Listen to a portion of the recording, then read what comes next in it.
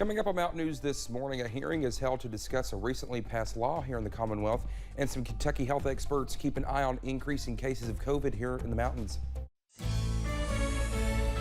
Dedicated to Eastern and Southern Kentucky, this is WYMT Mountain News this morning. Good morning. It's Tuesday, 4:59, almost 5 o'clock here. I'm Dakota Makris. Good morning to you. Let's take it over to Brandon for a look at our forecast. Brandon, all calm this morning, but later today, that could be a different story. Am I right there? Exactly. Ooh, you are right. Paid attention there. You're spot on. You are spot on today. But yeah, it is calm this morning. Yep. Even though there's a lot of green showing up there on live pinpoint Doppler radar, it's not actually reaching the ground. It's a ground clutter this morning, but the rain off in the distance. Let's take a look at it there, and you can see a lot of green showing around. And there could be a sprinkle or two out there, but I think mostly it's just cloudy skies this morning. Back out toward I-65, that is not cloudy skies. That is storms. So we're going to keep an eye on that later today and see how it all plays out by the time it's all said and done. Take a look at the temperatures there this morning. I try to jump ahead on myself there, trying to do two things at once. 63 right now in Y, 64 in Jackson, 60 in London right now, so even a milder morning than it was yesterday. So temperatures actually on their way up as we head through the morning news time here. Probably back close to 60 for everybody here pretty soon. And you can see that temperature increase thanks to some south winds coming out, or the winds coming out of the south this morning.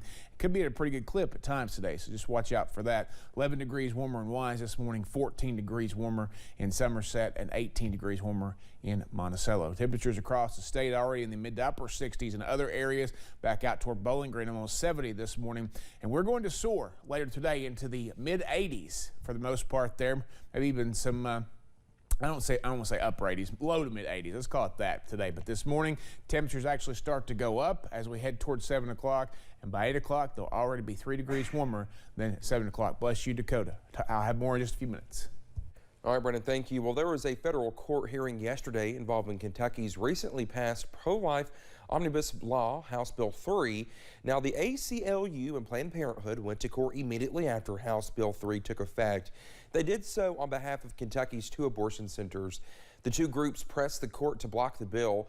State Representative Nancy Tate, who is a lead sponsor of the bill, talked at the hearing. The bill is referred to as humanity in health care.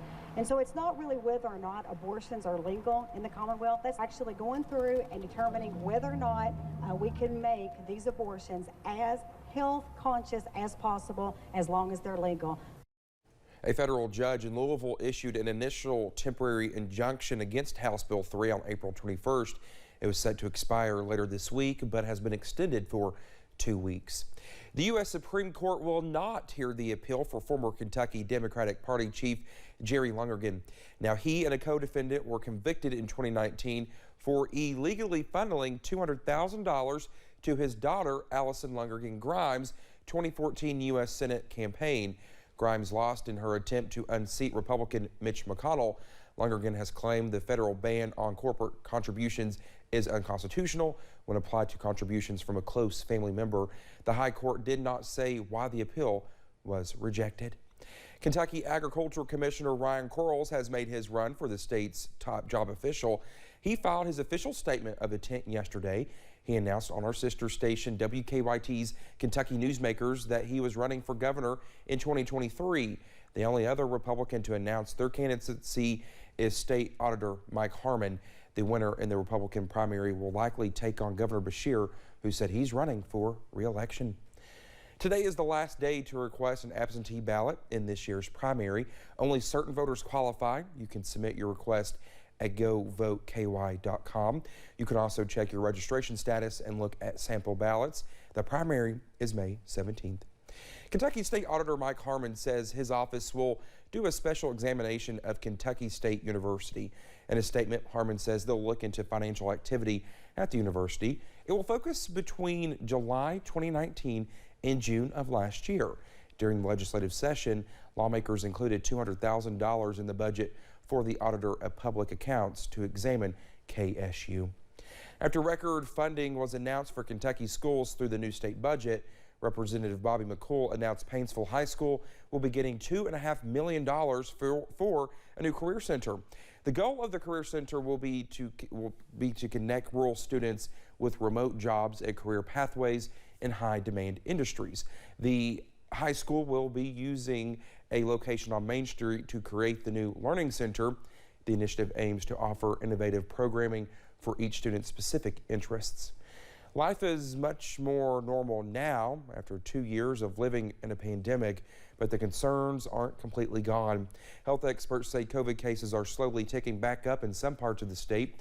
Kevin Hall with the Lexington-Fayette County Health Department says 2 weeks ago, Lexington saw a weekly average of 30 new cases a day.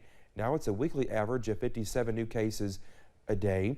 He adds hospitalizations are likely to go up. Health experts say be mindful of your symptoms as flu season lingers and allergy symptoms spring up. Only about 48% have the recommended booster vaccinations, so it's important to complete the series. We need people to be mindful of those symptoms. So if you've got a cough, you've got a fever, it's better to be safe than sorry. Get tested. As people got back to their normal lives, Hall says it's important that people do so cautiously. He adds anyone 50 or older or immunocompromised are eligible for a second booster 4 months after receiving the first. Well, the country music world continues to mourn the loss of Kentucky native Naomi Judd.